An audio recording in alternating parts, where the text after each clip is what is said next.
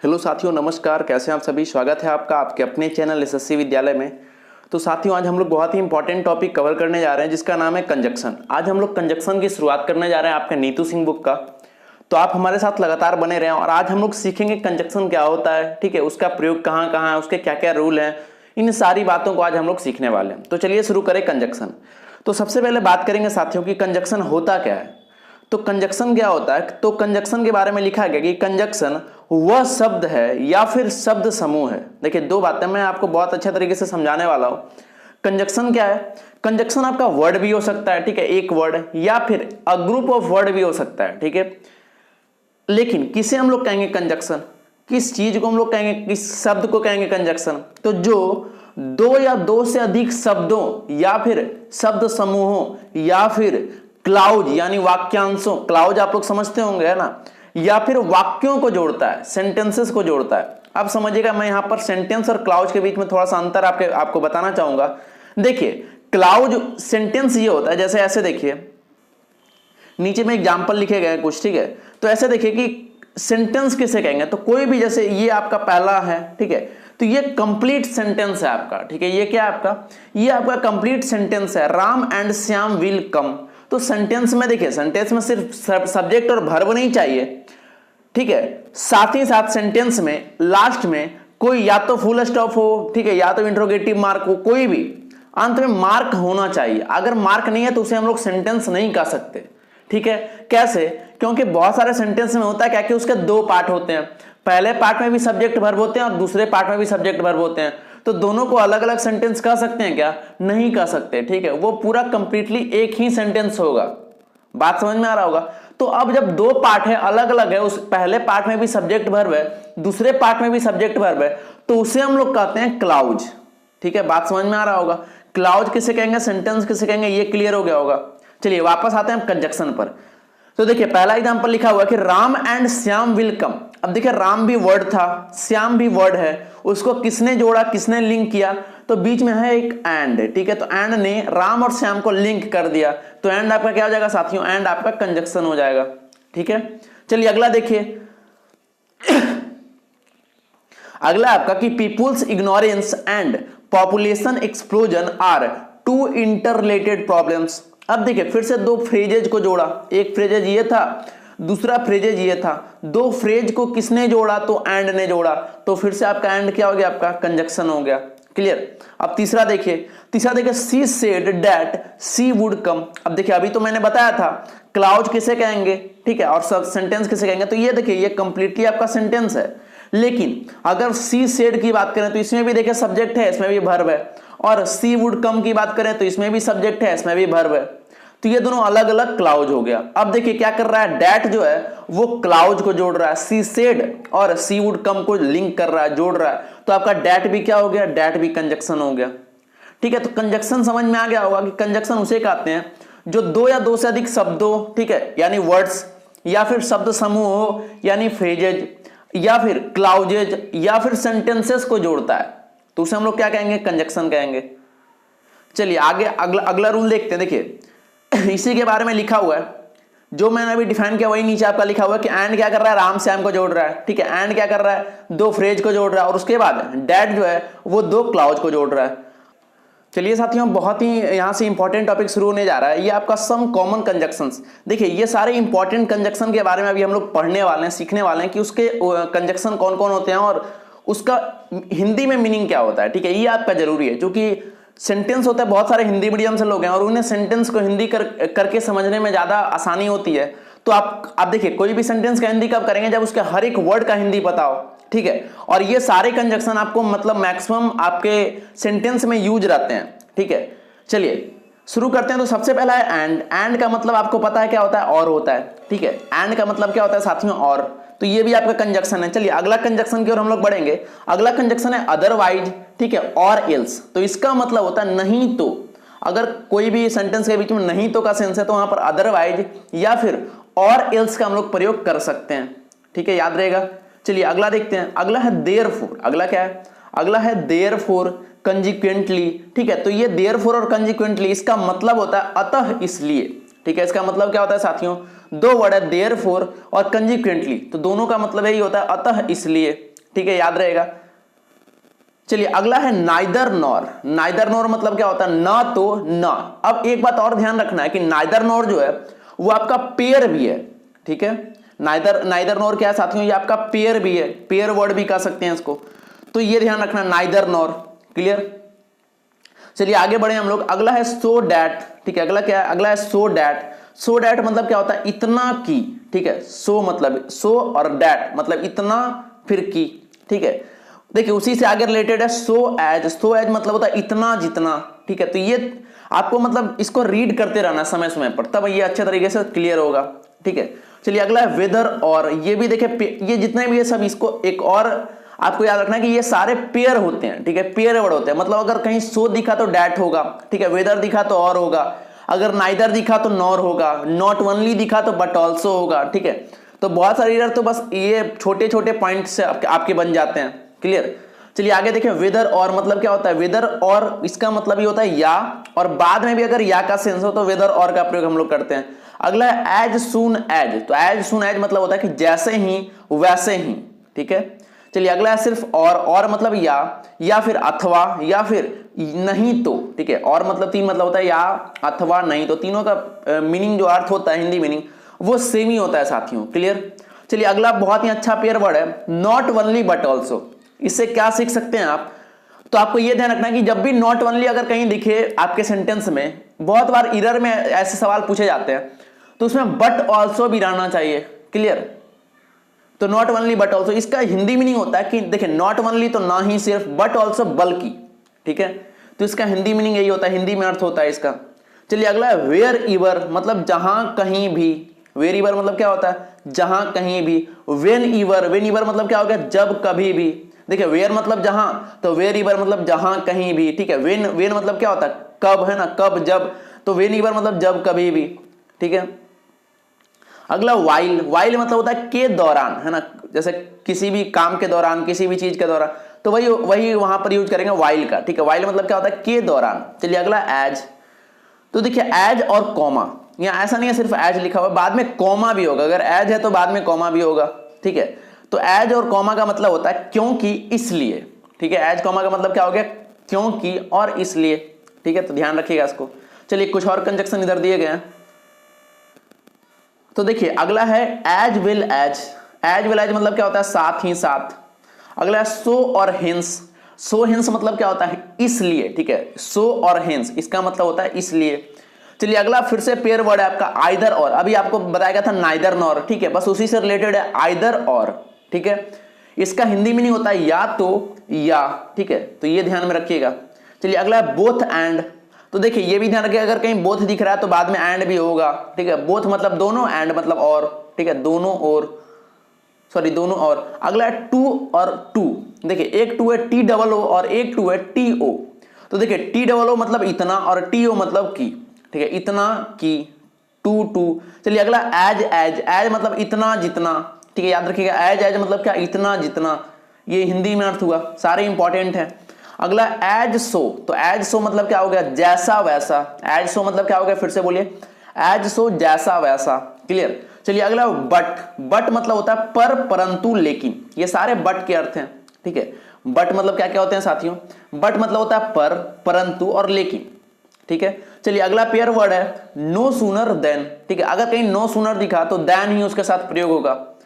तो इसका हिंदी अर्थ होता है कि जैसे ही वैसे ही, ठीक है। नो सूनर देन का मतलब क्या होता है कि जैसे ही वैसे ही। क्लियर। चलिए अगला है स्कार्सली वेन। तो स्कार्सली वेन मतलब होता है कि मुश्किल से, और वेन मतलब की, ठीक है, मुश्किल से की। अगला हार्डली वेन। ये सारे निगेटिव हैं, ये भी ध्यान रखिएगा, ये सारे निगेटिव वर्ड है। स्कार्सली, रेयरली, बेयरली, हार्डली, ये सारे निगेटिव वर्ड है, ठीक है। चलिए अगला हार्डली वेन मतलब क्या हो गया, मुश्किल से की, दोनों का मतलब सेम ही होता है। चलिए अगला कुछ आसान आसान है, वेयर मतलब जहां, ठीक है, वेन मतलब जब, तो ये सारे याद होने चाहिए आपको। अगला अनटिल अनलेस। तो अनटिल अनलेस मतलब होता है जब तक, और जब तक, जब, तब तक, जब तक, ठीक है। देखिए या तो अनटिल रहेगा तो उसके साथ कॉमा, या फिर अनलेस रहेगा तो उसके साथ कॉमा, कॉमा जरूरी है। क्लियर। चलिए अगला है बिकॉज। बिकॉज मतलब होता है क्योंकि। बिकॉज मतलब क्या होता है, बिकॉज मतलब होता है क्योंकि। क्लियर। चलिए अगला लेस्ट शुड। तो जहां भी लेस्ट दिखे वहां शुड होगा ही होगा, ये पेयर वर्ड है, ठीक है। तो इसका जो मतलब होता है वो होता है ऐसा ना हो कि, या फिर वरना, ये सब इसके मतलब होते हैं। ठीक है, ध्यान रहेगा आपको।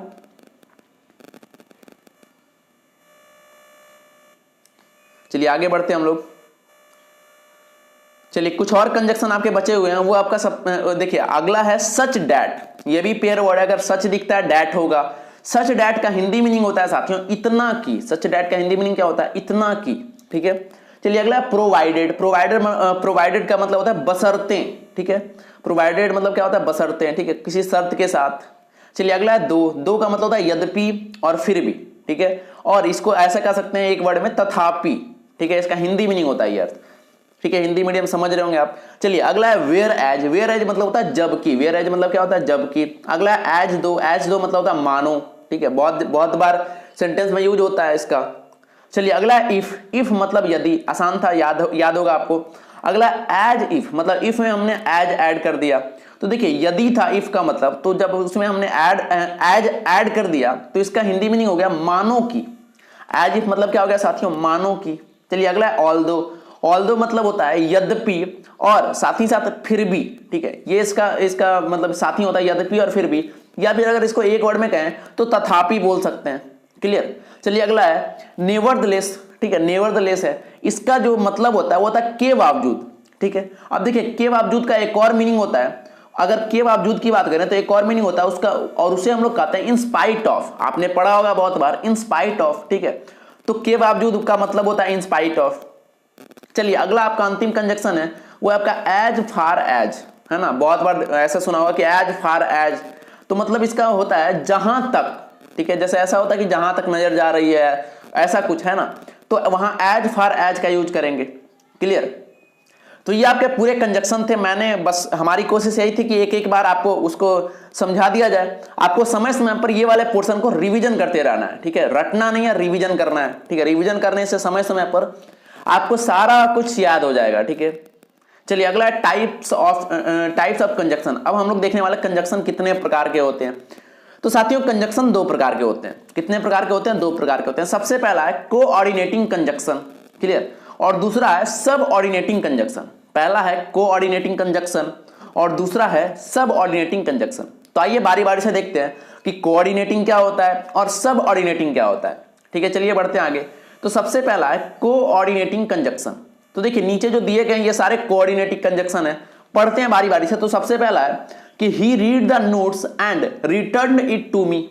तो ये आपके कोऑर्डिनेटिंग कंजक्शन थे। ठीक है, मैं आपको अभी आगे बताने वाला हूं कि कैसे पहचानेंगे आप कोऑर्डिनेटिंग है, कैसे पहचानेंगे आप सब ऑर्डिनेटिंग है। ठीक है, चलिए अगला है he came to meet me but I was not at home. ठीक है, और अगला एग्जांपल है तीसरा कि she worked hard yet she failed. अब देखिए इसमें तीन कंजक्शन आए। सबसे पहला में था एंड, दूसरा में था बट, और तीसरा में क्या था? येट था। ठीक है, तो देखिए ये तीनों जो था, एंड था, बट था, येट था, तो ये कंजक्शन थे, इसके द्वारा दो ऐसे वाक्यों को जोड़ा गया जो स्वयं अपना अलग अलग अर्थ प्रकट करते हैं। ठीक है, या फिर ऐसा कह सकते हैं ये क्लाउज को जोड़ रहा है। ठीक है, तो ऐसा समझिएगा कि जब वाक्य दो अलग अलग क्लाउज में बट जाए, जैसे देखिए एंड से पहले ही रीड द नोट्स था, एंड के बाद ठीक है अलग हो गया। तो देखिए जब दो क्लाउज में बट जाए, जब आपका जो सेंटेंस है दो क्लाउज में बट जाए तो दो क्लाउज वहां बनेगा। अब ऐसा तो देखिए होता क्या कि जब दो भाग में बट गया तो दोनों में ये चुनना होगा कौन मेन होगा कौन सेकेंडरी होगा। ठीक है, ऐसा चुनना होता है। तो जब भी दो क्लाउज में आपका सेंटेंस बटेगा तो दो चीजें वहां बनेंगे, दो क्लाउज बनेगा। एक होगा प्रिंसिपल क्लाउज और दूसरा होगा कोऑर्डिनेट क्लाउज। ठीक है, सबसे एक क्या होगा साथियों? एक होगा आपका प्रिंसिपल क्लाउज और दूसरा होगा कोऑर्डिनेट क्लाउज।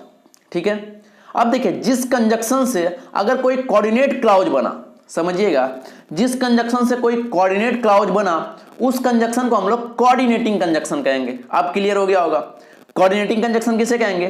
ठीक है, तो जिस कंजक्शन से कोई कोऑर्डिनेट क्लाउज बना, देखिए ऐसा अभी मैंने क्या कहा कि दो क्लाउज है, एक इसमें प्रिंसिपल होगा, दूसरा क्या हो जाएगा? दूसरा कोऑर्डिनेट क्लाउज हो जाएगा। तो जिस कंजक्शन का यूज करके दो क्लाउज बना, ठीक है, उसमें कोऑर्डिनेट क्लाउज भी होगा, है ना। तो जब कोऑर्डिनेट क्लाउज आ गया तो वो जो कंजक्शन होगा वो उसे हम लोग कौन से कंजक्शन कहेंगे? उसे हम लोग कोऑर्डिनेटिंग कंजक्शन कहेंगे। ठीक है, चलिए अब सब ऑर्डिनेटिंग पर बाद में आएंगे। सबसे पहले कोऑर्डिनेटिंग को खत्म करते हैं, इसके बारे में और डिटेल से देखते हैं। देखिए कोऑर्डिनेटिंग कंजक्शन 4 प्रकार के होते हैं। कितने प्रकार के होते हैं? कोऑर्डिनेटिंग कंजक्शंस 4 प्रकार के होते हैं। सबसे पहला है क्यूमुलेटिव कंजक्शंस, इसका हिंदी मीनिंग होता है संयोजक। ठीक है, सबसे पहला क्या है साथियों? Cumulative conjunctions. समझते हैं इसको। तो देखिए नीचे कुछ कंजक्शन लिखे गए हैं, ये सारे कंजक्शन जो है वो आपका क्यूमुलेटिव कंजक्शंस है। ठीक है, तो सबसे पहला आ गया एंड, दूसरा हो गया ऑल्सो, तीसरा हो गया बोथ एंड, ये एक साथ रहेगा, चौथा हो गया एज वेल एज। ठीक है, पांचवा हो गया नाउ, छठा हो गया टू। ठीक है, टी डबल ओ। अगला है नो लेस देन। तो ये जितने भी कंजक्शन थे ये आपके क्यूमुलेटिव कंजक्शन में आते हैं। ठीक है, यानी संयोजक होते हैं, तो ध्यान रखना है आपको। अब देखिए इसके बारे में लिखा गया कि इन कंजक्शन के द्वारा एक सेंटेंस को दूसरे सेंटेंस से या फिर दो नाउन, दो प्रोनाउन को या फिर दो एडजेक्टिव इत्यादि को जोड़ा जाता है। जैसे एग्जांपल देखिए he is rich and happy. अब देखिए दो एडजेक्टिव को जोड़ा जा रहा है इससे। ठीक है, अगला देखिए Ram as well as Shyam is coming. अब देखिए ये नाउन को जोड़ा जा रहा है। अभी ऊपर मैंने अभी एग्जांपल के थ्रू आपको बताया था कैसे क्लाउड इससे जोड़ा जाता है, तो ये क्लियर हो गया। चलिए अब बढ़ते हैं कोऑर्डिनेट कंजक्शन के सेकंड, ठीक है, दूसरे कंजक्शन पर, क्योंकि ये 4 प्रकार के होते हैं तो अभी हमने एक कवर किया है, तो इसका सेकंड पार्ट देखते हैं, दूसरा कंजक्शन। तो आपका जो सेकंड कंजक्शन है साथियों, सेकंड नंबर कंजक्शन, वो आपका अल्टरनेटिव कंजक्शंस। ठीक है, दूसरा क्या है? दूसरा है अल्टरनेटिव कंजक्शंस। इसका जो हिंदी मीनिंग होता है वो होता है विकल्पक।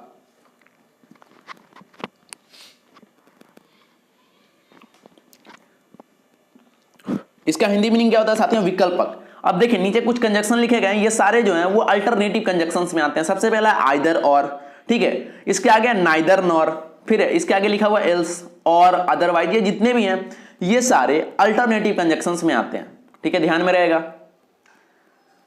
अब देखिए इसके बारे में देखिए लिखा हुआ है कि इन कंजक्शंस के द्वारा दो ऐसे सेंटेंसेस, नाउन्स या प्रोनाउंस को जोड़ा जाता है जिनसे दो विकल्पों में से एक को चुनने का बोध होता है। जैसे एग्जांपल देखिए कि आइदर सिट क्वाइटली और गो अवे। देखिए दो काम हो रहा है यहाँ पर, वहां बोला जा रहा है कि या तो आप शांति से बैठो, ठीक है, सिट क्वाइटली, या फिर यहां से चले जाओ, गो अवे। दो काम हो रहा है, आप दोनों काम एक साथ नहीं कर सकते। आप वहां बैठ भी, ऐसा नहीं हो सकता कि आप बैठ भी जाएं और चले भी जाएं। दोनों काम एक ही टाइम में, एक ही वक्त में नहीं हो सकता। तो आपको कोई एक ही काम करना होगा, या तो बैठना होगा या तो जाना होगा। तो अगर दो विकल्पों में से एक को चुनना हो तो उसे हम लोग बोलेंगे अल्टरनेटिव कंजक्शंस। ठीक है, जो कंजक्शन का यूज करके ऐसा दिया रहेगा तो वो कौन सा कहलाएगा? वो आपका अल्टरनेटिव कंजक्शंस कहलाएगा। ठीक है, तो वही देखिए आइदर आपका क्या होगा? Alternative conjunctions. अगला देखिए you must run fast else you will miss the train. देखिए दो चीज है, ठीक है, दो चीज यहां पर है, यू मस्ट रन फास्ट या फिर you will miss the train. या तो तुम तेज दौड़ो तो ट्रेन पकड़ लोगे, या फिर अगर तेज नहीं दौड़े तो ट्रेन छूट जाएगी। तो या तो तुम तेज दौड़ो या तो ट्रेन मिस होगी। तो दोनों में से एक ही काम होगा, ऑप्शनल है। ठीक है, तो यहां भी देखिए एल्स जो आपका क्या हो गया? अल्टरनेटिव कंजक्शंस हो गए। तो ये समझ में आ गया होगा विकल्प वाला। चलिए बढ़ते हैं आगे, आपका कोऑर्डिनेट कंजक्शन के तीसरे कंजक्शन में हम लोग हैं अभी, और ये आपका एडवर्सेटिव कंजक्शंस। ठीक है, इसका मतलब होता है विरोध दर्शक।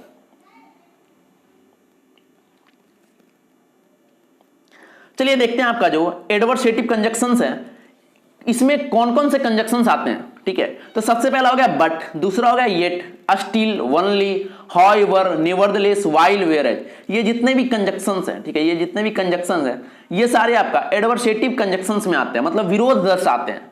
ठीक है, अब देखिए इसके बारे में लिखा गया कि ये सारे कंजक्शन के द्वारा दो ऐसे वाक्यों को अथवा ऐसे नाउन्स को, प्रोनाउंस को जोड़ा जाता है जो एक दूसरे के विपरीत हो। ठीक है, देखिए हर एक का मीनिंग अलग अलग निकल रहा है, बात समझ में आ रहा होगा। देखिए जो पहला आपका था क्यूमुलेटिव, उसमें सिंपली जोड़ा जा रहा था। दूसरा जो था उसमें विकल्प चुनना था। ठीक है, या तो ये या तो ये। और तीसरा जो है वो आपका क्या कर रहा है? वो एक दूसरे के विपरीत है, विरोधाभास है। ठीक है, जैसे देखिए he is rich but he is not happy. देखिए दोनों क्या आपका, दोनों मतलब ऐसा कह सकते हैं जस्ट अपोजिट है। वह अमीर है लेकिन वह खुश नहीं है। ठीक है, वह अमीर है लेकिन वह खुश नहीं है। तो दोनों एक अलग अलग हो गया, विरोधाभास हो गया एक दूसरे कथन के। देखिए ऐसा हमें धारणा होती है कि अगर वह अमीर है तो वह खुश होगा, लेकिन यहां तो उल्टा हो गया कि वह अमीर है लेकिन वह खुश नहीं है। तो यहां पर जो बट यूज हुआ है साथियों, ये क्या हो जाएगा आपका? Adversative conjunctions. याद रहेगा। चलिए आगे बढ़े हम लोग। देखिए अगला एक और एग्जांपल है। अगला है साथियों कि he is industrious still he does not get good marks. देखिए फिर से ये क्या आपका विरोधाभास है, ये दोनों अलग अलग है। ही इज इंडस्ट्रियस और उसके बाद लिखा है कि he does not get good marks, ठीक है। तो आपका जो स्टिल यूज हुआ है, बीच में जो स्टिल यूज हुआ है, ये भी आपका क्या हो जाएगा, ये भी आपका एडवर्सेटिव कंजक्शंस हो जाएगा। देखिए दोनों विरोध दर्शा रहा है, क्लियर। चलिए अब बढ़ते हैं हम लोग आपका कोऑर्डिनेटिंग कंजक्शंस के चौथे कंजक्शन में। तो देखिए आपका जो चौथा कंजक्शन है साथियों, वो है आपका इलेटिव कंजक्शंस। चौथा कंजक्शन क्या है आपका, चौथा कंजक्शन है इलेटिव कंजक्शन। इसका जो हिंदी होता है वो होता है परिणाम सूचक, क्लियर। अब देखिए ये इसमें जो कंजक्शन आते हैं, इससे ऐसे दो वाक्यों को जोड़ा जाता है जिनसे एक वाक्य दूसरे वाक्य का परिणाम हो। मतलब अगर कोई एक काम हुआ है तो वो दूसरे काम के कारण हुआ है, अगर पहला काम नहीं होता तो दूसरा काम भी नहीं होता, ठीक है। ऐसे सेंटेंसेस भी आते हैं, तो वहां पर जो कंजक्शन यूज होता है उसे हम लोग इलेटिव कंजक्शन कहते हैं, यानी परिणाम सूचक, ठीक है, याद रहेगा। एग्जाम्पल देखिए, एग्जाम्पल में I was ill so I could not come. देखिए पहले पर डिपेंड है, मैं कब नहीं आया, ठीक है। मैं देखिए यहाँ देखिए दो यहाँ पर क्लाउज है। सबसे पहले आई वाज इल, मैं बीमार था इसलिए नहीं आ सका, ठीक है। तो अगर बीमार नहीं रहता तो आ जाता, इसका सेंस तो ये, अगर बीमार नहीं रहता तो क्या होता, आ जाता। तो जो दूसरा जो वर्क है, दूसरा जो परिणाम है, वो पहले परिणाम पर टिका हुआ है, तो ये आपका क्या हो जाएगा, इलेटिव कंजक्शंस, यानी परिणाम सूचक। तो आपके कोऑर्डिनेटिंग कंजक्शंस के चारों भेद जो थे, चारों कंजक्शन थे, उसको मैंने अच्छे तरीके से कवर करा दिया। आइए बढ़ते हैं हम आपके कंजक्शन के दूसरे पार्ट की ओर। चलिए साथियों, अब हम लोग शुरू करने जा रहे हैं सब ऑर्डिनेटिंग कंजक्शन। देखिए सब ऑर्डिनेटिंग कंजक्शन किसे कहते हैं, तो सब ऑर्डिनेटिंग कंजक्शन वह कहलाते हैं जो कंजक्शन, देखिए सबसे पहले इसके बारे में मैं बता देता हूं, फिर एग्जांपल भी देखेंगे। तो सब ऑर्डिनेटिंग कंजक्शन उसे कहते हैं, देखिए जब कोई भी कंजक्शन दो क्लाउज को जोड़े, ठीक है, और उसमें एक क्लाउज हो वो दूसरे पर पूरी तरह से डिपेंड हो, आश्रित हो, ठीक है, तो क्या होता है, सेंटेंस दो क्लाउज में बढ़ जाता है। तो उसमें से एक होता है प्रिंसिपल क्लाउज और दूसरा होता है सब ऑर्डिनेट क्लाउज, ठीक है। तो जिस कंजक्शन से, ध्यान से सुनिएगा, जिस कंजक्शन से सब ऑर्डिनेट क्लाउज बने, जिस कंजक्शन से सब ऑर्डिनेट क्लाउज बने, उसे हम लोग सब ऑर्डिनेटिंग कंजक्शन कहेंगे। अब आइए एग्जांपल पर देखिए, if you work hard you will succeed, ठीक है। तो इसमें एक प्रिंसिपल हो गया क्लाउज, दूसरा हो गया सब ऑर्डिनेट क्लाउज, तो आपका इफ क्या हो जाएगा, सब ऑर्डिनेटिंग कंजक्शन। उसी तरीके से देखिए, since I was busy I could not call you up, तो फिर से सिंस आपका क्या हो जाएगा, सब ऑर्डिनेटिंग कंजक्शन। ये क्लियर हो गया होगा। चलिए अब हम लोग देखने वाले साथी हैं कि सब ऑर्डिनेटिंग कंजक्शन को कितने भागों में बांटा गया, ठीक है, उसको किस किस आधार पर बांटा गया। ऐसे बहुत सारे कंजक्शन को टाइम के आधार पर, बहुत सारे कंजक्शन को प्लेस के स्थान पर। तो आइए बारी बारी से हम लोग देखते हैं। तो सबसे पहला है टाइम। सब ऑर्डिनेटिंग कंजक्शन को, ऐसे सब ऑर्डिनेटिंग कंजक्शन जिसको हम लोग टाइम के अनुसार बांट दिए हैं, ठीक है। तो टाइम में कौन कौन आते हैं सब ऑर्डिनेटिंग कंजक्शन, तो देखिए टाइम में लिखा हुआ है whenever, till, until, before, since, while, as soon as long as, just as. तो ये जितने भी कंजक्शन थे साथियों, ये सारे टाइम वाले पार्ट में बांटा गया। मतलब ये सारे कंजक्शन टाइम को डिनोट करते हैं, ठीक है। कैसे ध्यान में रखेंगे कि ये सारे जितने भी कंजक्शन है साथियों, ये सारे कंजक्शन टाइम को डिनोट करते हैं, क्लियर। तो आइए एग्जांपल देखें कि when I saw him I stopped my car, मतलब जब मैंने उसे देखा, ठीक है, तो ये टाइम को डिनोट कर रहा है। तो व्हेन आपका क्या हो गया, व्हेन आपका टाइम वाला हो गया सब ऑर्डिनेटिंग कंजक्शन। अगला देखिए, as soon as it rains the farmers will sow the seeds, तो फिर से एज सुन, तो ये जो आपका एज सुन एज हो गया, ये आपका क्या हो गया, ये भी आपका टाइम वाला सब ऑर्डिनेटिंग कंजक्शन हो गया, क्लियर। चलिए आगे बढ़े। अब देखिए अगला है सेकंड नंबर, वो है प्लेस के आधार पर, ठीक है, प्लेस यानी स्थान के आधार पर। तो इसमें दो सब ऑर्डिनेटिंग कंजक्शन आते हैं। सबसे पहला हो गया वेयर और दूसरा हो गया वेयर एवर, ठीक है। एग्जांपल देखिए, you can go wherever you want, ठीक है। तो ये देखिए ये आपका स्थान बता रहा है, ठीक है, कि वहां आप जा सकते हो, ठीक है। वेयर एवर ये स्थान बता रहा है। चलिए तीसरा नंबर है आपका काउज। काउज मतलब होता है कारण, मतलब किसी कारण, ऐसा कंजक्शन जो कोई कारण बताए।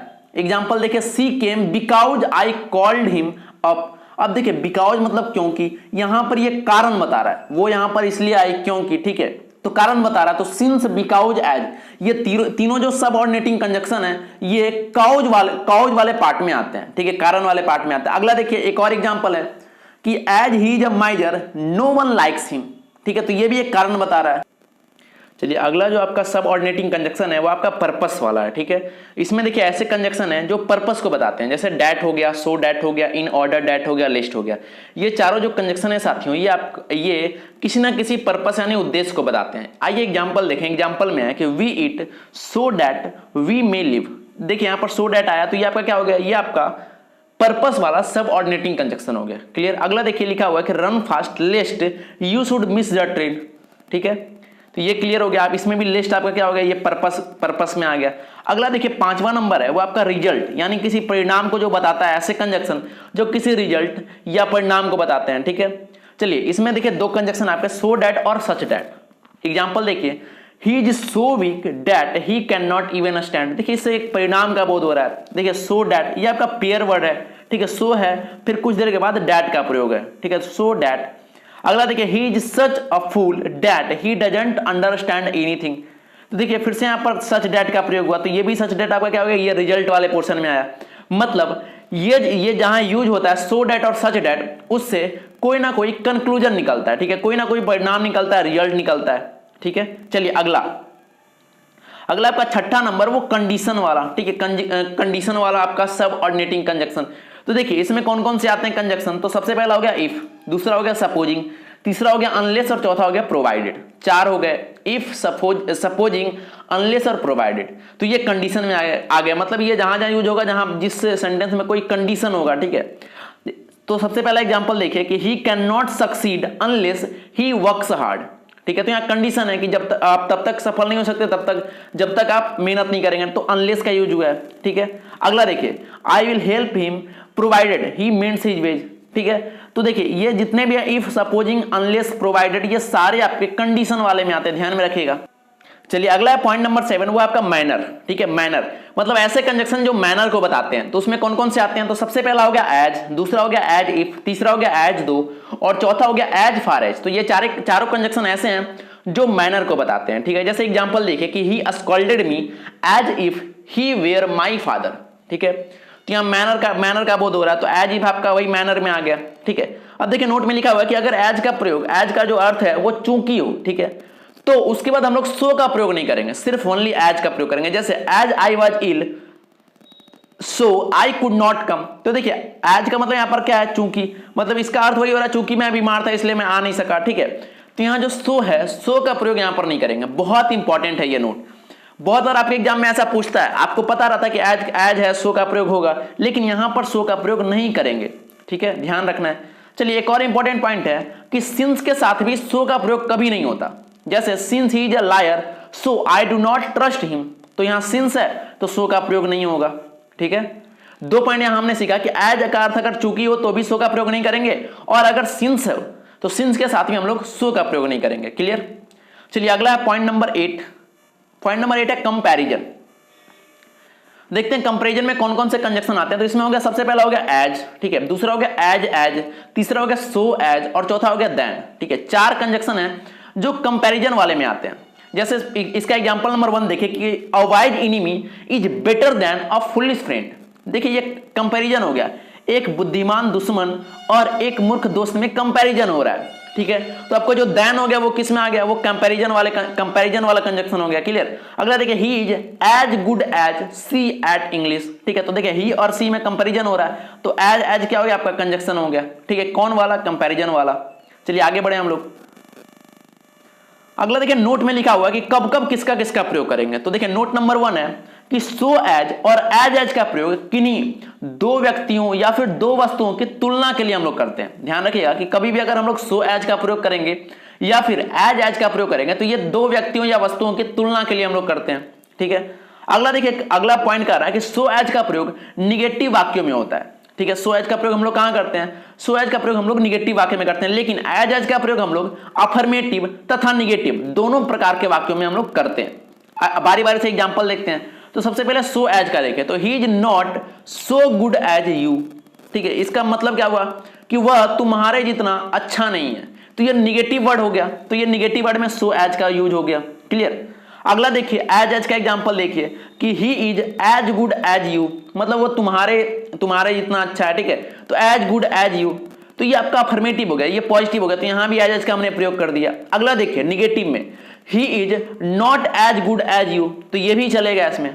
कहने का मतलब साथियों कि एज का प्रयोग हम लोग पॉजिटिव में भी करें, निगेटिव में भी करें, लेकिन सो एज का प्रयोग सिर्फ और सिर्फ निगेटिव में ही करना होगा।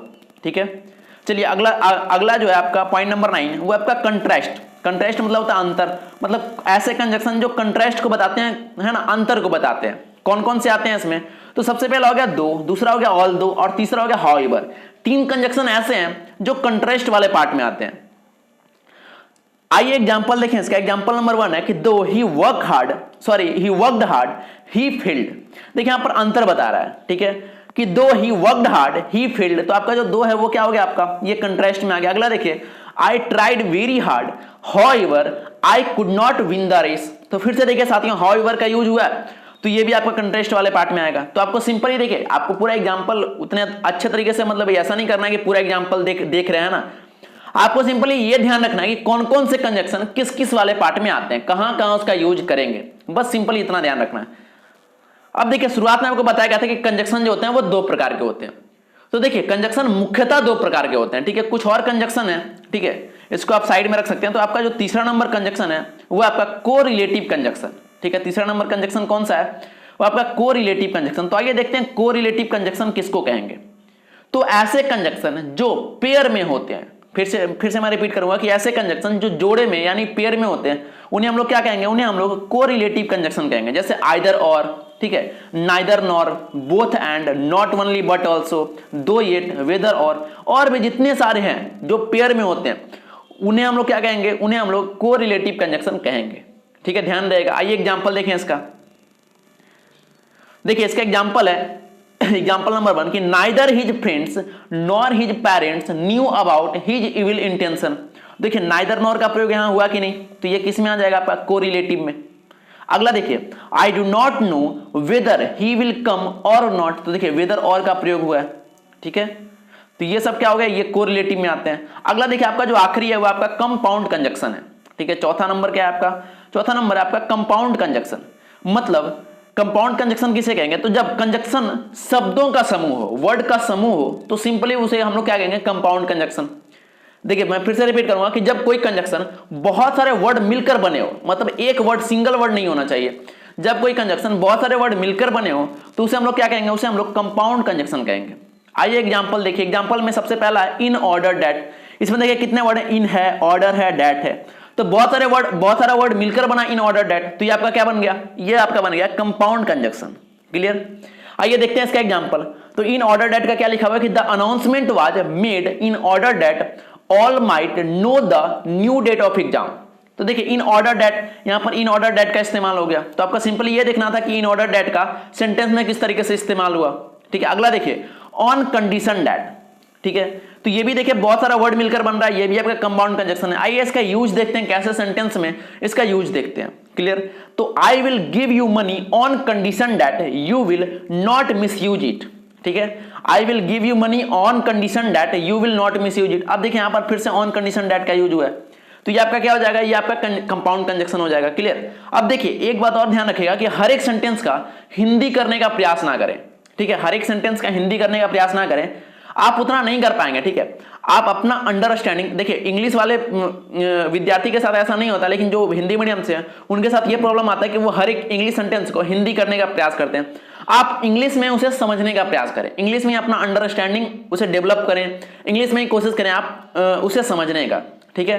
चलिए अगला इवन इफ क्या हो गया, इवन इफ भी देखिए दो वर्ड से बना है, तो ये भी आपका कंपाउंड कंजक्शन में आ गया। आइए देखते हैं इसका यूज।